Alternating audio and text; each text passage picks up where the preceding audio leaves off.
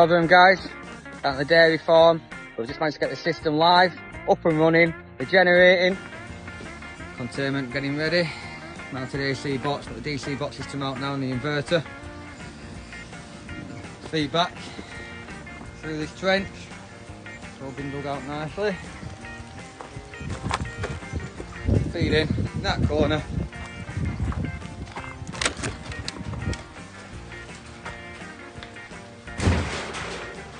Well, we've got Callum here mounting the new mains board.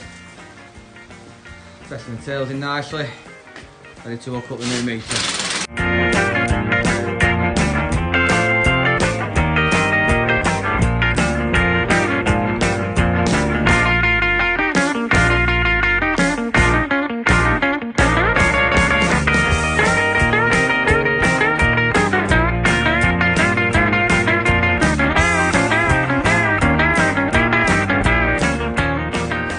We've just installed a large 80 panel system for this farmer here, helping him reduce his energy costs, putting more money back into British farming.